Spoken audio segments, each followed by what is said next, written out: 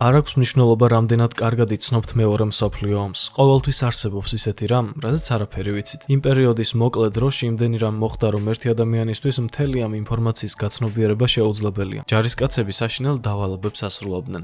ველოსიპედებით შეტევა მტერზე და შიშველი ხელებით ვირთხების დაჭერა. ეს მხოლოდ მცირედია იმ ჩამონათვალიდან, რაზეც დღეს ვისაუბრებთ. დასაწყისში გამოიწერა არხი და გააქტიურა ზარისხილაკი. მაშასე, დავიწყოთ. მავთულების გამკეთებლები. პირველი მსოფლიო ომის დროს მავთულ ხლართების დამონტაჟება მნიშვნელოვანი ამოცანა იყო, რომელიც მოითხოვდა განსაკუთრებულ უნარებსა და გამბედაობას. მავთულ ხლართები გამოიყენებოდა მოწინააღმდეგის წინსვლის შესაჩერებლად და თავდაცვითი პოზიციების გასამაგრებლად. მათი დამონტაჟება ხშირად ხდებოდა ღამით, რათა მტრის მხედველობის არეში არ მოხვედრილიყვნენ. მავთულ ხლართების დამონტაჟება მოითხოვდა სიზუსტეს და სწრაფ მოქმედებას, რადგან მტრის ცეცხლის ქვეშ მუშაობა დიდ რისკს წარმოადგენდა. მათი დამონტაჟებისას ჯარისკაცები იყენებდნენ სპეციალურ ინსტრუმენტებს, როგორიცაა მავთულის საჭრელები და ჩაქუჩები, რათა სწრაფად და ეფექტურად დაემონტაჟებინათ ბარიერები. ამ პროცესში ხშირად გამოიყენებოდა ხის ან ლითონის სვეტები, რომელზეც მავთულ ხლართები მაგრდებოდა. მავთულ ხლართების დამონტაჟება იყო ფიზიკურად დამღლელი და ფსიქოლოგიურად სტრესული ამოცანა, რომელიც მოითხოვდა გუნდურ მუშაობას და კოორდინაციას. ამ ამოცანის შესრულება იყო კრიტიკული სანგრებში მყოფი ჯარისკაცების უსაფრთხოებისთვის და ხშირად განსაზღვრავდა ბრძოლის შედეგს. ჯარისკაცებს უწევდათ აეტანათ დიდი ტკივილი, რადგან დამონტაჟების დროს ხშირად იზიანებდნენ ხელებს, რადგან ბასრი მავთულები მათ ესობოდათ ხელებში. ამ ყოველივეს ფონზე ხმასაც კი არ იღებდნენ, რადგან როგორც კი ხმას ამოიღებდნენ, მაშინვე მოწინააღმდეგე მხარე ცეცხლს გახსნიდა მათ მიმართულებით. თუმცა სირთულეს მარტო ეს არ წარმოქმნიდა. მათ ასევე უკან უნდა გაეკვლიათ გზა საკუთარი ბანაკისკენ, მაგრამ სიბნელეში ხშირად უფრო შორდებოდნენ საკუთარ ხალხს და ბევრი მტრის ტერიტორიაზეც აღმოჩენილა. ეს ერთ-ერთი ყველაზე საპასუხისმგებლო და სახიფათო პროფესია იყო პირველი მსოფლიო ომიდან. ატლანტიკის ოკეანეში ირლანდიის სანაპიროსთან ზღვის დონიდან 3 მილის სიღრმეზე აღმოჩენილი იქნა უნიკალური განძის კოლექცია. ამ ჩაძირული გემიდან ამოიღეს 1000-ზე მეტი ვერცხლის ზოდი. ეს საოცარი აღმოჩენა ცნობილია როგორც ყველაზე მძიმე ძვირფასი ლითონების კოლექცია, რაც ოდესმე ჩაძირული გემებიდან ამოღებულა. ჯამში ამოღებული იქნა 1203 ვერცხლის ზოდი, რაც დაახლოებით 43 ტონა ვერცხლი იყო. ეს ვერცხლი გადაჰქონდა SS გერსოპას, 412 ფუტიან ფოლადის გემს, რომელიც 1941 წლის თებერვალში გერმანულმა წყალქვეშა გემმა ჩაძირა. მეორე მსოფლიო ომის დროს გერმანული წყალქვეშა გემი თავს დაესხა კომერციულ გემს, რომელიც ირლანდიის Galway-ს მახლობლად მიცურავდა. იმ დროს გემი იყო ბრიტანეთის მთავრობის ომის რისკის დაზღვევის პოლიტიკის ფარგლებში, რის შედეგადაც მფლობელებმა მიიღეს 325,000-იანი კომპენსაცია. ერთ-ერთმა კომპანიამ მოგვიანებით იპოვა გემი და ამოღებული ვერცხლის ღირებულების 20% დაიტოვა. როცა გემი დაიბომბა, მასზე იმყოფებოდა 83 მეზღვაური და 2 არტილერისტი.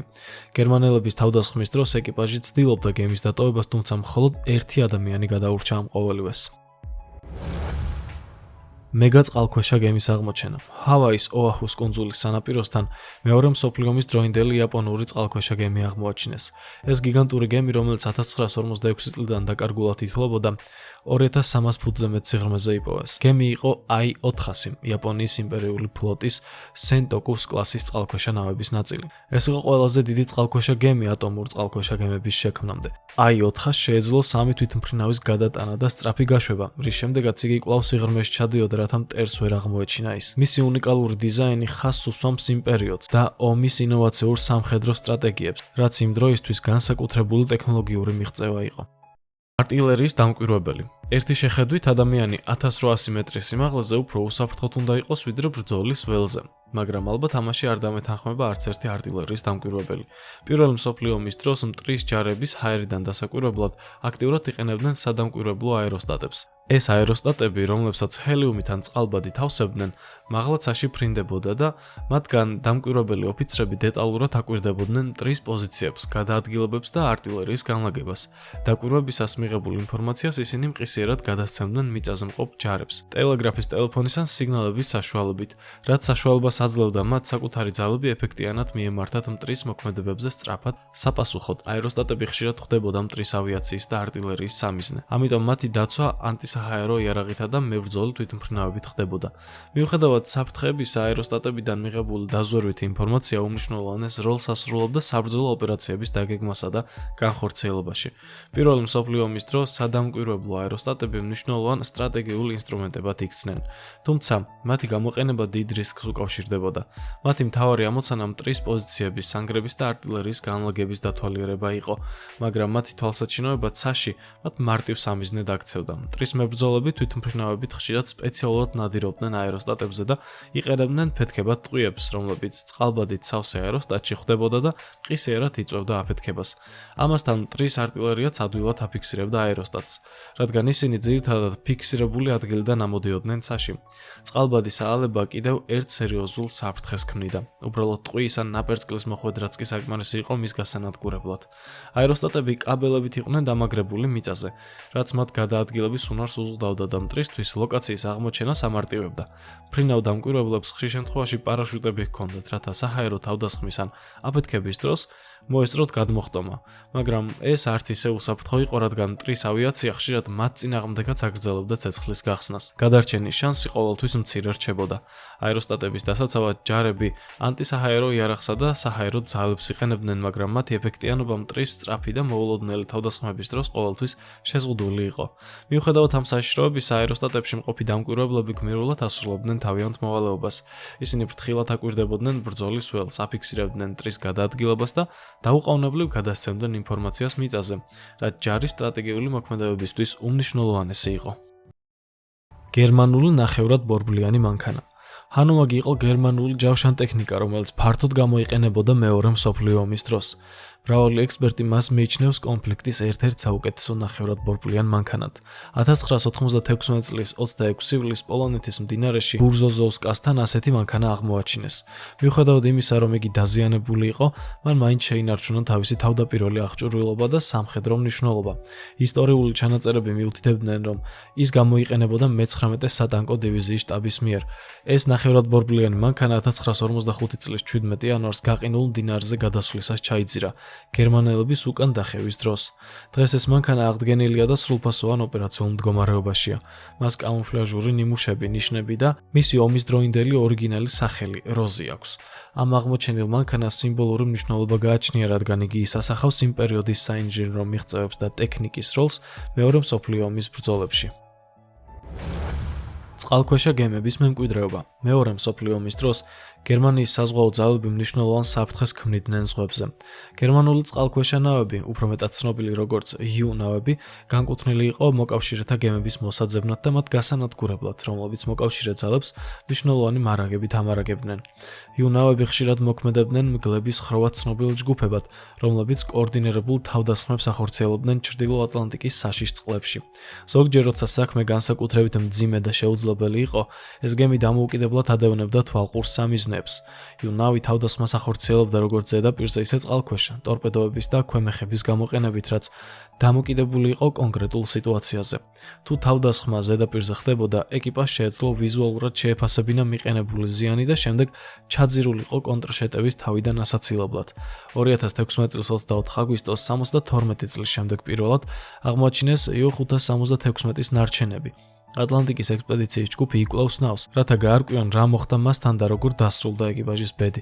მათ კითხვები აქვთ იმის შესახებ, ეკიპაჟი დაიხრჩო თუ მოახერხა გაქცევა ჩაძირვის დროს.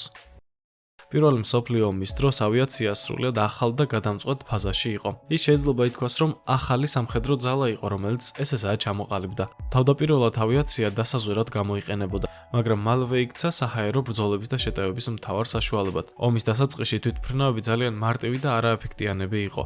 ისინი ძირითადად ხისგან ან ტილოსგან მზადდებოდა. ძრავები სუსტი იყო და ფრენის სიმაღლე და მანძილით შეზღუდული. თავდაპირველად პილოტების მთავარი ამოცანა სადაზვერო ფრენები იყო. ისინი მაღლა ადიოდნენ და მტრის პოზიციებს, ჯარის გადაადგილებას და სანგრების განლაგებას უყურებდნენ და ინფორმაციას აგროვებდნენ, რასაც შემდეგ ჯარებს მიწაზე გადასცემდნენ. როგორც ომი განვითარდა, თვითმფრინავების როლიც მნიშვნელოვნად გაიზარდა. მტრის სადაზვერო თვითმფრინავების შესაჩერებლად პილოტებმა ერთმანეთთან ბრძოლა დაიწყეს, რასაც საჰაერო დუელი ეწოდა. თავდაპირველად პილოტები ერთმანეთს პირადი იარაღით, პისტოლეტებით და თოფებით ესროდნენ, თუმცა მალევე თვითმფრინავზე დამონტაჟდა ტყვიამფრქვევები. ეს რევოლუციური ნაბიჯი იყო, თუმცა მისი ეფექტიანობა პრობლემური იყო, რადგან რადგან ფრინავები ხშირად აზიანებდნენ საკუთარ პროპელერს. მოგვიანებით გამოიგონეს სინქრონიზაციის სისტემა, რომელიც ტყვიან ფრქვევიდან სროლის დროს პროპელერის ფრთებს არ აზიანებდა. ამან საჰაერო ბრძოლები გაცილებით ინტენსიური და მომაკვდინებელი გახადა. პირველი მსოფლიო ომის პილოტებისთვის ფრენა უკიდურესად სახიფათო იყო. თვითმფრინავები მოუხერხებელი, არასტაბილური და მყიფე იყო.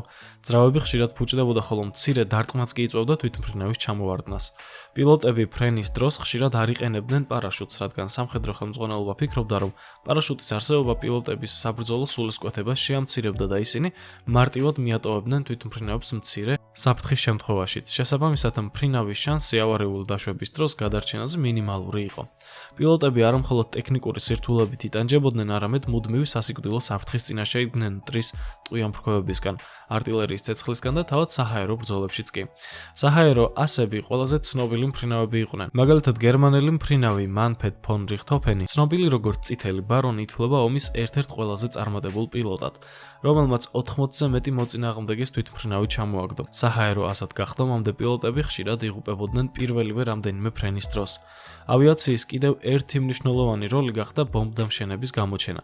თავდაპირველად თვითმფრინავები მცირე ბომბებს აწვდიდნენ მოწინააღმდეგეებს პოზიციებზე, მაგრამ ტექნოლოგიური განვითარებით მათი ეფექტურობაც გაიზარდა. ქალაქებისა და სტრატეგიული ობიექტების დაბომბვა ავიაციის ახალ როლად იქცა და ამით დაიწყო საჰაერო შეტევების ერაც. პირველი მსოფლიო ომის დროს ავიაცია გახდა ერთ-ერთი მთავარი სამხედრო ინსტრუმენტი, რომლის როლიც მომავალ კონფლიქტებში კიდევ უფრო გაიზრდებოდა. ამ დროის პილოტები მართლაც უდიდესი გამბედაობით გამოირჩეოდნენ, რადგან ისინი არა მხოლოდ მტრის წინააღმდეგ იბრძოდნენ, არამედ თავად იმ ტექნოლოგიის არასტაბილურობასთანაც უწევდათ გამკლავება, რომელიც ჯერ კიდევ განვითარების საწყის ეტაპზე იმყოფებოდა. პანტერის ტანკის აღმოჩენა გერმანიაში. 2015 წელს გერმანიის ჰაიშენდორფში 84 წლის მამაკაცის სარდაფში აღმოაჩინეს მეორე მსოფლიო ომის პანტერის ტანკი, საზენიტო ქვემეხი და ტორპედო. ამ იარაღების ამოსაღებად 20 ჯარისკაცს 9 საათი დასჭირდა. ტანკი სარდაფიდან ამოიღეს სპეციალური ტრანსპორტით და გადაიტანეს უსაფრთხო ადგილას. ამჟამად მიმდინარეობს დისკუსიები იმის შესახებ, თუ როგორ უნდა მოიქცნენ ამ სამხედრო ნივთებთან მიმართებით. ამერიკული მუზეუმი უკვე გამოხატავს პანტერის ტანკის შესყიდვის სურვილს. ამ ტანკს ისტორიკოსები მიიჩნევენ ომის ერთ-ერთ ყველაზე ეფექტურ მანქანად. ნაცისტური ოქროს მატარებლის ლეგენდა. მეორე მსოფლიო ომის დროს ნაცისტები ოკუპირებულ ტერიტორიებზე სისტემატურად იტაცებდნენ ფასდაუდებელ ნივთებს, რომლებიც მოიცავდა ოქროს ზოდებს, ხელოვნების ნიმუშებს და სხვადასხვა ძვირფას ნივთს. ომის დასრულების შემდეგ მოკავშირეებმა აღმოაჩინეს ნაცისტური განძის საწყობები, რომლებშიც ინახებოდა იშვიათი და უძვირფასესი საგნები. ამერიკის შეერთებული შტატების ჯარებმა ეს განძი სხვადასხვა ადგილას აღმოაჩინეს, მათ შორის ნაცისტი ოფიციალური პირების სახლებში და მატარებლებში. ავსტრიაში 1944 წელს ამერიკელმა ჯარისკაცებმა აღმოაჩინეს ათასობით ყუთი, რომლებიც სავსე იყო ოქროსა და ვერცხლის ნივთებით, ძვირფასი ქვებით, ნაღდი ფულით და ხელოვნების ნიმუშებით, რომლებიც უნგრელი ებრაელებისგან იყო წამოღებული. როცა ნაცისტური განძის ჭორები გავრცელდა, პოლონეთის პანორამული ქალაქი ვაბჟიცეკი ყურადღების ცენტრში აღმოჩნდა. ადგილობრივი ლეგენდის მიხედვით გერმანელმა მუშებმა ნახეს, თუ როგორ გადაჰქონდათ განძი მეზობელ ბუსის მთებში მდებარე გვირაბებში. ამბობენ, რომ ეს იყო ლეგენდარული მატარებელი, რომელთაც გადაჰქონდათ დაახლოებით 300 ტონა ოქრო, ვერცხლი, ძვირფასი ქვები, ხელოვნების ნიმუშები და სხვადასხვა ძვირფასი ნივთები, მათ შორის ცნობილი ქარვის ოთახის ნაწილებიც.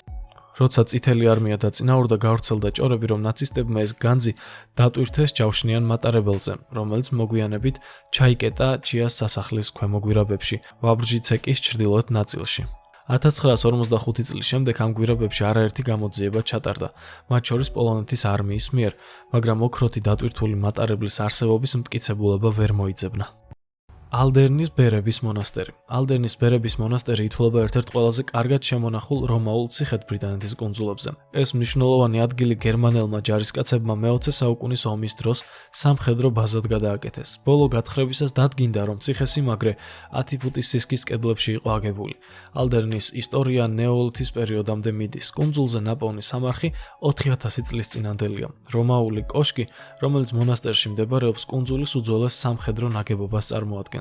მეორე მსოფლიო ომის დროს გერმანელებმა ალდერნი გადააქციეს სტრატეგიულ წერტილად. 1942 წლისთვის დაახლოებით 6000 ადამიანი მუშაობდა კუნძულზე, რადგან ჰიტლერი ცდილობდა კუნძულების გამაგრებას და მათგან შეუვალი ციხესიმაგრის შექმნას. მტრედი საკვამურში. ბრიტანელი მზვერავი მტრედი, რომელიც ოკუპირებული ტერიტორიიდან ასობით მილის გავლით სამშობლოში დაბრუნდა, სასიკვდილო გზას შეეჩეხა. მტრედი დაღლილი დაეშვა სარიში და იქვე მდებარე საკვამურზე დაჯდა, მაგრამ ბუხრის კვამლისგან მოწამვლის შემდეგ მოკვდა. მტვერში მტრედის ნეშტთან ერთად მფლობელმა აღმოაჩინა წითელი კაფსულა, რომელშიც შედიოდა ხელნაწერი, კოდირებული შეტყობინება. ეს შეტყობინება გადაეცა ბლეჩლის პარკის კოდის მომხსნელებს, რომლებმაც მნიშვნელოვანი წვლილი შეიტანეს ენიგმას კოდის გატეხვაში და ომის მალე დასრულებაში. ექსპერტები მიიჩნევენ, რომ წითელი კაფსულა, რომელიც აღმოჩენილი იქნა, დამახასიათებელია სპეციალური ოპერაციების საწარმოების მიერ გამოყენებული ტექნიკისთვის. ეს ორგანიზაცია ახორციელებდა საბოტაჟის მისიას, როგორც არ რკინიგზების, ხიდებისა და ქარხნების განადგურება გერმანელების მიერ ოკუპირებულ ტერიტორიებზე. ხრილის მზვერავები იგივე ტრენჩ სკაუტები. პირველი მსოფლიო ომის დროს ტრენჩ სკაუტები იყვნენ ჯარისკაცები, რომელთა ძირითადი მოვალეობა იყო სანგრების გარეთ მტრის ხაზების დაზვერვა და მნიშვნელოვანი ინფორმაციის მოპოვება. მათი სამუშაო მოიცავდა უკიდურეს რისკებს და დიდ სიფრთხილეს მოითხოვდა. ისინი ღამით სანგრებიდან ჩუმად იპარებოდნენ ნეიტრალურ მიწაზე, რომელიც სავსე იყო მავთულხლართებით, კრატერებით და მტრის მიერ დატოვებული სახიფათო მახეებით. ისინი ამ საფრთხეებს შორის გადაადგილდებოდნენ, ხშირად მხოლოდ მთვარის ან ვარსკვლავების შუქზე, რათა მტრის პოზიციები, ჯარის რაოდენობა ან შეტევის ნიშნები დაეზვერათ. მათ აღჭურვილობაში შედიოდა მსუბუქი იარაღი, ზოგჯერ დანები ან პისტოლეტი, რათა ჩუმად ემოქმედათ და სწრაფად დაეტოვებინათ ტერიტორია შეტაკების შემთხვევაში. დაზვერვისას თითოეულ ხმაურს, ჩრდილს ან მოძრაობას გადამწყვეტი მნიშვნელობა ჰქონდა, რადგან მტრის მიერ შემჩნევა უმეტესად სიკვდილს ნიშნავდა. მათ სირთულეს ემატებოდა ექსტრემალური ამინდი და ფიზიკური დაღლილობა, რადგან ხშირად საათობით უწევდათ მოძრაობა წვიმასა და ტალახში.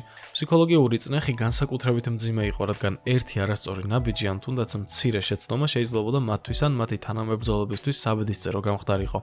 გარდა ამისა, ისინი ხშირად ხვდებოდნენ მტრის მზვერავებს, რაც ჩუმ შეტაკებებს იწვევდა. მათ უნდა ეცადათ მაქსიმალურად შეუმჩნეველი დარჩენილიყვნენ, თუმცა იმავდროულად ეფექტურად შეესრულებინათ დავალება. ტრენჩ სკაუტები გმირები იყვნენ, რომლებსაც ყოველ წამს საფრთხის პირისპირ უწევდათ ყოფნა, თუმცა მათ მიერ მოპოვებული ინფორმაცია ხშირად გადამწყვეტ როლს ასრულებდა საბრძოლო მოქმედებების დაგეგმასა და შეტევების მოგერიებაში.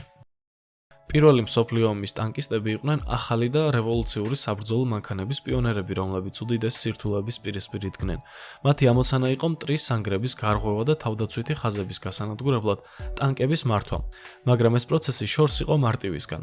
ტანკების შიგნით არსებული პირობები არაჰუმანური იყო, მცირე, ვიწრო სივრცე, სადაც ტემპერატურა სწრაფად მატულობდა და ჰაერი სავსე იყო გამონაბოლქვით.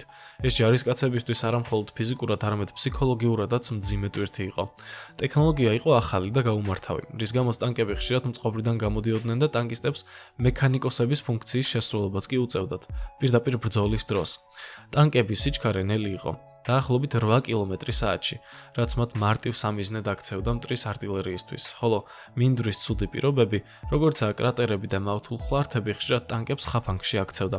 ტაქტიკური გამოწვევები კიდევ უფრო ართულებდა მათ მდგომარეობას, კომუნიკაციის საშუალებების ნაკლეობა და ბრძოლის ქაოსში სიგნალების სწორად გაგება სირთულეს ქმნიდა. ფსიქოლოგიური სტრესი მუდმივი თამდევი იყო, რადგან ტანკში ჩაკეტილობის შეგრძნება, მტრის დამიზნების შიში და წყალქვეშა გემების მყინთავები. პირველ მსოფლიო ომში დიდ როლს ასრულებდა საზღვაო ძალებიც, მაგრამ ხშირად წყალქვეშა გემები იძირებოდა თავდასხმების შედეგად. ამ გემების ბორტზე კი უმნიშვნელოვანესი ინფორმაცია ან ტექნიკა ინახებოდა. აქ გამოჩნდა კიდევ ერთი ახალი პროფესია. ვიღაცას ხომ უნდა ამოეღო ჩაძირული გემებიდან მნიშვნელოვანი დოკუმენტები და ძვირადღირებული საომარი ტექნიკა. ამ საქმეს მყინთავები ასრულებდნენ. პირველი მსოფლიო ომის დროს ჩაძირული წყალქვეშა გემების მყინთავები განსაკუთრებულ და უკიდურესად სახიფათო ამოცანას ასრულებდნენ, რაც მოიცავდა ჩაძირული გემებიდან მნიშვნელოვანი ინფორმაციის და აღჭურვილობის ამოღებას. ისინი მუშაობდნენ მარტივი დაივინგის კოსტიუმებით, რომლებიც შედარებით ახალ ტექნოლოგიას წარმოადგენდა და სრულყოფილი ნამდვილად არ იყო. მყინთავებს უწევდათ ჩაძირული გემების ნანგრევებში შეღწევა, სადაც გარემო უკიდურესად სარისკო და არაპროგნოზირებადი იყო. მათ ხშირად ხვდებოდათ მწყობრიდან გამოსული მოწყობილობები, ჩახერგილი სივრცეები და საშიში ნამსხვრევები, რომლებიც ნებისმიერ წამს შეიძლებოდა ჩამოვარდნილიყო. მყინთავები ეძებდნენ საიდუმლო დოკუმენტებს, კოდებს, საბრძოლო აღჭურვილობას ან მტკიცებულებებს, რომლებიც შეიძლებოდა მოწინააღმდეგის სტრატეგიის გაგებაში დახმარებოდათ. მათი საქმიანობა ფიზიკური ძალის, სულიერი გამძლეობისა და ტექნიკური ცოდნის შესანიშნავ კომბინაციას მოითხოვდა. გარდა ამისა, წყალქვეშა სამყაროში გადასვლა ფსიქოლოგიურადაც მძიმე იყო, რადგან მყინთავებს უწევდათ უჩვეულო სიბნელეში, უკიდურეს სიჩუმესა და მუდმივი საფრთხის პირობებში მუშაობა. ყვინთავების პროფესია რთული იყო, მაგრამ არანაკლებ სახიფათო იყო მეგვირაბეების პროფესიაც. პირველი მსოფლიო ომის მეგვირაბეები იყვნენ ჯარისკაცები, რომლებიც მიწის ქვეშ მუშაობდნენ, რათა სანგრების ომის სტრატეგიის ფარგლებში მტრის ხაზების ქვეშ გვირაბები გაეთხარათ.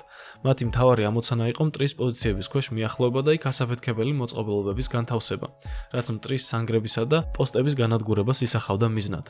ეს პროცესი უკიდურესად რთული და სახიფათო იყო. მეგვირაბეები მუშაობდნენ ვიწრო, ბნელ და ხშირ შემთხვევაში ცუდად ვენტილირებულ გვირაბებში, სადაც ჯანგბადის ნაკლაობა და მომწამლელი აირები მუდმივი საფრთხე იყო. მტრის მეგვირაბეებთან შეხვედრის რისკი კი ყოველთვის მაღალი იყო, რაც ხშირად მიწის ქვეშა შეტაკებებსაც იწვევდა. მათ უნდა ემუშავათ სრული სიჩუმით, რადგან ოდნავი ხმაურიც კი მტრისთვის მათი მდებარეობის გამჟღავნებას ნიშნავდა.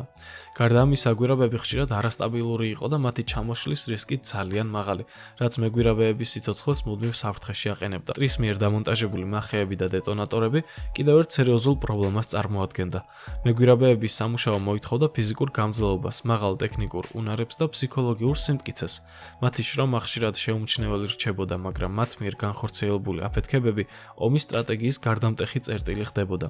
განსაკუთრებით ცნობილი იყო იპრესის ბრძოლა, სადაც მეგვირაბეებმა გადამწყვეტი როლი ითამაშეს ომის წარმართვაში. იპრესის ბრძოლას პირველი მსოფლიო ომის ერთ-ერთ ყველაზე ცნობილ და სისხლისმღვრელ ფრონტის ხაზს უწოდებენ, რომელიც ბელგიაში, ქალაქ იპრესის მახლობლად მდებარეობდა. სალინტი სამხედრო ტერმინია და აღნიშნავს ფრონტის ხაზის მონაკვეთს, რომელიც მოწინააღმდეგის ტერიტორიაზეა შეჭრილი და რამდენიმე მხრიდან მტრის ცეცხლის ქვეშ იმყოფება.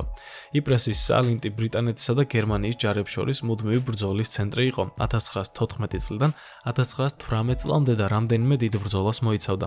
განსაკუთრებით მნიშვნელოვანია მეგვირაბეების მიერ ჩატარებული სამუშაოები, რომლებიც იყენებდნენ მიწისქვეშა ტაქტიკას მტრის პოზიციების გასანადგურებლად. ერთ-ერთი ყველაზე ცნობილი ოპერაცია იყო 1917 წელს მესინეს ქედის ბრძოლა, როდესაც ბრიტანელმა მეგვირაბეებმა 19 მასიური ასაფეთქებელი ჩადეს გერმანელების პოზიციების ქვეშ და ერთდროულად ააფეთქეს.